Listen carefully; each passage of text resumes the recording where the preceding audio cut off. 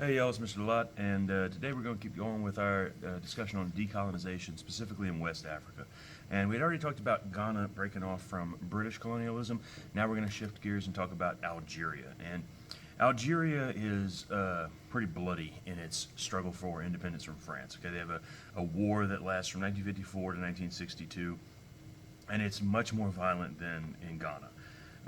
There were a bunch of protests against several crises that happened with the French government, the colonial system, like social and economic issues that were going on, political oppression, of course, by the French, because this has been going on for decades and decades, where the Algerians have been at least officially part of France, but they haven't been able to make any of their own political decisions, right? The French government is still, or colonial government is still entirely made up of French citizens from France and not from any of these colonies. And when they protest this situation, of course, the French government meets the protesters with extreme violence. And the French government, like I said, initially considered Algeria to be part of France and really opposed Algerian independence. It's not like losing a colony somewhere else in Africa that the French don't really see as part of France. Algeria has been French since 1830 at this point. And since it's so close to France, it's also they see it as part of France, whereas the Algerians want independence. And there were also a huge number of French migrants in Algeria because it was so close. And some of them were pushing for Algeria to stay French. There were a handful that were also trying to start a new government in Algeria, make it independent. But the thing that leads the Algerian independence movement is the FLN, the National Liberation Front.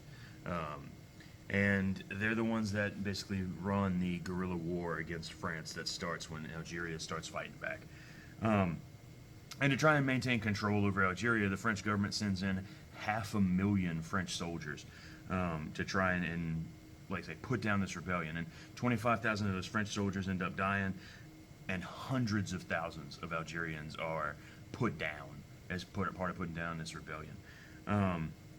There's also a couple of other things that the French do that the entire world is just appalled at, like the capture and torture of literally hundreds of thousands of people as part of trying to find the rebel leaders and stuff. The French are brutal in Algeria. This is similar to how they are in Vietnam right at the same time, because the Vietnam independence movement starts in 1954 too. So, and like I say, France is just kind of a disaster at this point. And actually, Algeria, the political crisis in Algeria, is part of what triggers the fall of the French Fourth Republic. There's a pretty severe split in French politics over whether they want Algeria to stay part of France or whether they want to grant them independence. And the split is especially bad because of the French Communist Party, who supported Algerian independence and led a bunch of protests in France, talking about self-determination and all this stuff. And at the time, they were a pretty powerful party in France with a lot of popularity because of economic issues and decolonization and all that. And when the Fourth Republic falls, again, largely over decolonization issues, it gets replaced by the Fifth French Republic that has a much stronger presidency to deal with some of these issues, where Charles de Gaulle oversees the transition of it. And of course, he's going to be president of France as well for a while. But anyway, de Gaulle comes in, he sets up a plan to give Algeria independence to try and get rid of some of those tensions. He also tries to curtail the Communist Party's power in France, plus tax.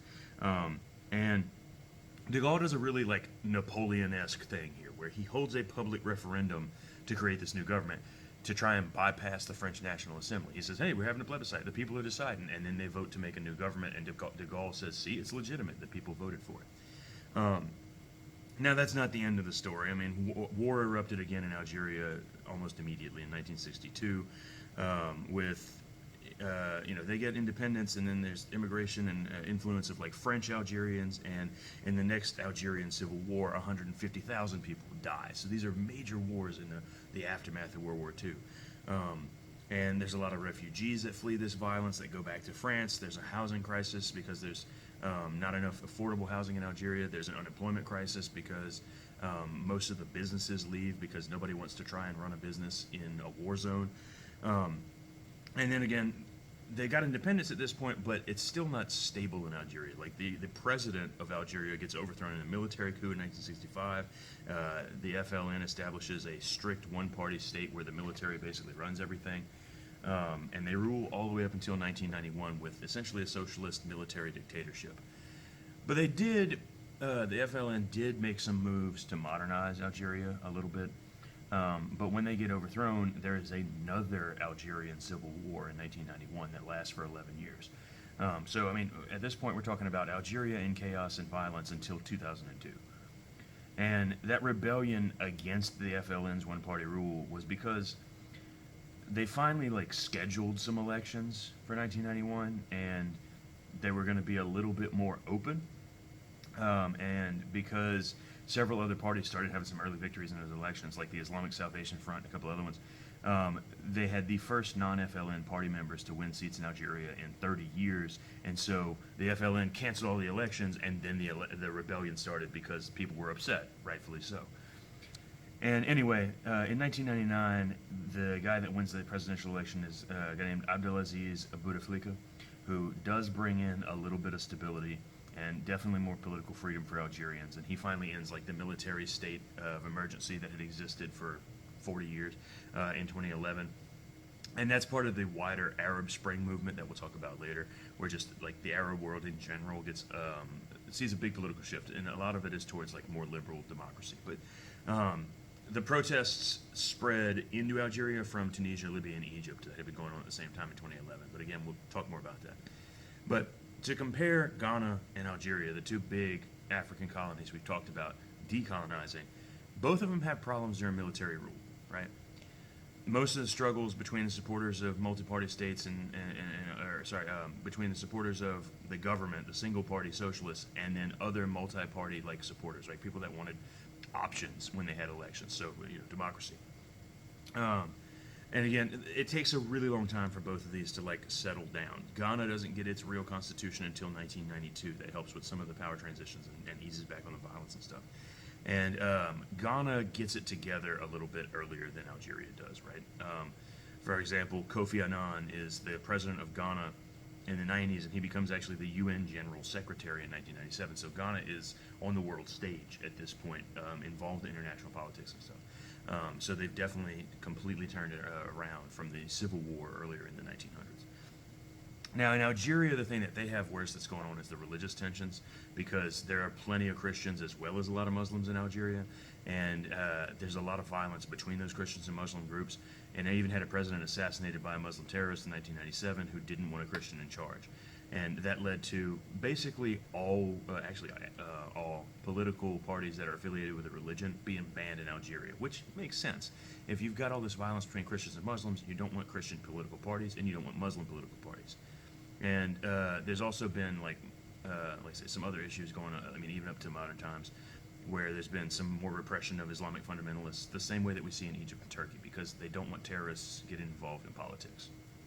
Now, the rest of French West Africa has a much more peaceful transition than Algeria does. They follow the British example of pushing for independence through political negotiation and peaceful protest, and the British end up allowing that to happen in some of their colonies. The same thing happens in French West Africa. All of French West Africa, including Senegal, the Ivory Coast, Niger, the Upper Volta, there's a few other ones, pretty much all get independence around 1960. And these colonies had already had more autonomy with some more indirect French rule because of things that had happened in the decades before, where they were allowing like local chiefs and stuff to remain in power under like French suzerainty. But like most of these colonies had really long-standing trade relationships with France and had benefited from French money and French like investment in infrastructure and everything. But by 1959, pretty much all of them had negotiated independence from France, and so officially in 1960, most of them became their own independent countries. Anyway, that's where we'll stop right now. This is another quick one. We'll get into Vietnam and some of the other decolonization stuff later.